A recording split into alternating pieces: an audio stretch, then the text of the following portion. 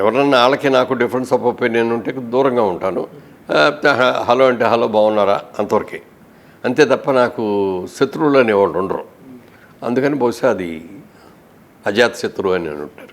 అంటే సినిమా ప్రపంచం అనేది అంటే రకరకాల ఒత్తిళ్ళు బయట ప్రపంచం కంటే సినిమా ప్రపంచంలో ఒత్తిళ్ళు చాలా ఎక్కువ ఉంటాయి. అది ఒక సినిమా పర్సన్గా ఒక 50 ఏళ్ళు 60 ఏళ్ళగా మీరు సినిమా ఇండస్ట్రీలో ఉన్నారు.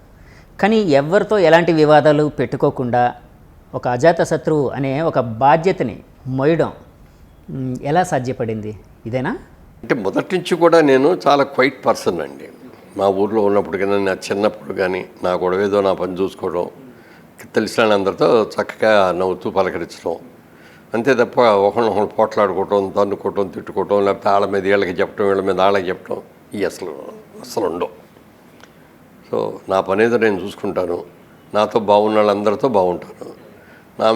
ఒకవేళ నేను నచ్చకుండా వాళ్ళకి ఏదైనా నా మీద గ్రీవెన్స్ ఉంటే వాళ్ళకి ఇది ఎంత దూరంగా ఉంటే అంత దూరంగా ఉంటాను, అంతే తప్ప ఇంకా దాని గురించి వాళ్ళు ఇలా అన్నారు వీళ్ళు ఇలా అన్నారు అని చెప్పను నేను. సార్, ఇంట్రెస్టింగ్ టాపిక్స్లోకి వెళ్ళే ముందు మీ జీవిత రహస్యాన్ని ఒకటి తెలుసుకోవాలనుకుంటున్నాను. మీ హెల్త్ రహస్యం ఏంటి సార్? నిత్య యవ్వనులుగా ఉంటూ ఉంటారు. అంటే మిమ్మల్ని చాలామంది ఇండస్ట్రీలో నిత్య యవ్వనులు అనేటప్పటికి మీరు నాగార్జున గారు గుర్తొస్తారు. మీరు ఆ నిత్య యవ్వనం అనే సీక్రెట్ని ఎట్లాగా మెయింటైన్ చేస్తున్నారో సీక్రెట్ ఏంటి సార్? అంటే ఒకటి ఫస్ట్ థింగ్ ఫ్యామిలీ జీన్స్ అండి. మా ఫాదర్ కానీ మదర్ కానీ చాలా హెల్తీగా ఉండేవారు చివరిదాకా. మా ఫాదర్ 96 ఇయర్స్ బతికి 96th ఇయర్లో చనిపోయారు ఆయన. మా మదర్ 100 ఇయర్స్ బతికి 101వ సంవత్సరం వచ్చేటప్పుడు ఓ నెల రోజుల ముందు పోయారు. సో ఆ జీన్స్ మాకు ఆటోమేటిక్గా వచ్చినాయి. అయితే మనకి జీన్స్ రావటం ఒక ఎత్తుంటే వాటిని మెయింటైన్ చేయడం ఒక ఎత్తు. అది మెయింటైన్ చేసుకోవాలి మనం. పైగా మేము ఇప్పుడు ఎవరి కోసం కాదు మెయింటైన్ చేయడం, మన హెల్త్ గురించి మనం మెయింటైన్ చేసుకోవాలి. ప్లస్ దానికి తోడు సినిమాల్లో కూడా ఉన్నాం కాబట్టి ఫిగర్ మెయింటైన్ చేయటం కానీ, ఈ హ్యాబిట్స్ మెయింటైన్ చేయటం కానీ ఇవన్నీ ఉండాలి. కాబట్టి వాటి కోసమని జంక్ ఫుడ్స్ ఏమి తినకుండా కాస్త నీట్గా ఫ్రూట్స్ ఎక్కువ తీసుకుంటాను నేను. మార్నింగ్ బ్రేక్ఫాస్ట్ కూడా అంత ఫ్రూట్స్ తోటే తీసుకుంటాను. ఇడ్లీలు దోశలు ఇట్లాంటివి ఏమి తీసుకొని, nuts, dry fruits, seasonal fruits వాటితో తీసుకుంటాను. రాగి జావా. లంచ్కి వచ్చేటప్పటికేమో సాధ్యమైనంత వరకు vegetarian, weekly 1 or 2 non vegetarian.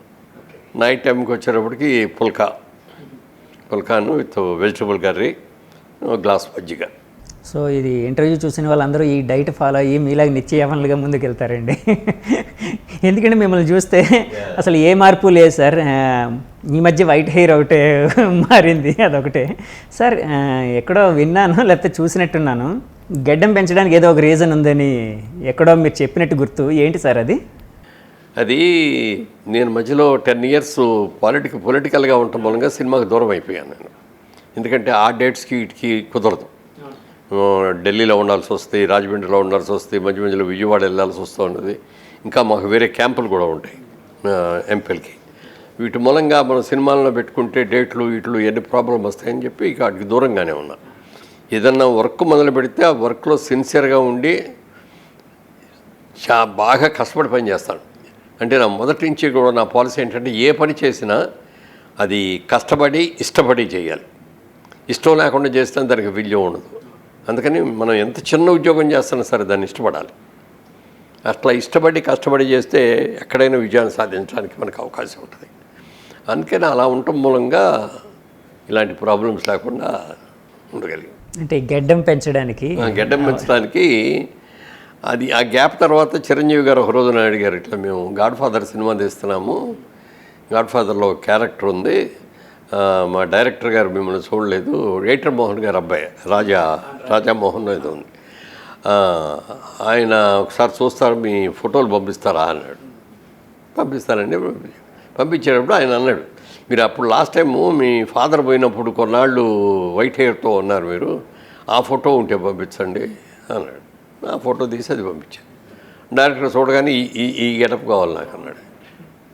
So ఎలాగో ఇక వైట్ రంగేయటం మానేసి వైట్ హెయిర్ ఉన్నప్పుడు గెడ్డం కూడా ఉంటే, ఇప్పుడు మోడర్న్ అందరూ గెడ్డాలు పెంచేస్తారు కదా, పెంచకపోయినా ఊరిని ఇట్లా లైట్గా చేద్దాం, గెటప్ బాగుంటుంది అని చెప్పి చిరంజీవి గారు చెప్పిన దాని మీద. సార్, షూట్ అయిపోయిందండి గాడ్ ఫాదర్ మీ క్యారెక్టర్ది. సో అయినా కూడా ఇది బాగుందని చెప్పి ఇప్పుడు మెయింటైన్ చేస్తున్నారు. అంటే మా ఇంట్లో నేను డై చేసుకునేవాడిని, మా వైఫ్ డై చేసుకుంటుంది. ఆవిడ చాలా 4-5 సంవత్సరాలుగా గోల, నేను ఇక నా వల్ల కావట్లేదు ఈ డై చేసుకోవటం, నేను చేసుకోనండి మానేస్తారండి అంటాడు. నువ్వు మానేసి నేను వేసుకొని నువ్వు మానేస్తే బాగోదు, మానేస్తే ఇద్దరం మానేద్దాం అంతేగాని అని చెప్పి దానికి ఒక అరేంజ్మెంట్కి వచ్చాం మేము ఇద్దరం. ముందు నేను మానేస్తాను, 1 సంవత్సరం టైం, ఈ ఇయర్ ఎండింగ్ దాకా, డిసెంబర్ దాకా. ఇది బాగానే ఉంది, అందరూ ఓకే అన్నారు, నేను కంటిన్యూ చేస్తాను అన్నప్పుడు నువ్వు మానేద్దు. కానీ ఈ లోపల నువ్వు కప్పుకొని మానేసి తర్వాత నేను మళ్ళీ రంగు వేసుకుంటే బాగోదు అని ఒక అరేంజ్మెంట్కి వచ్చాను.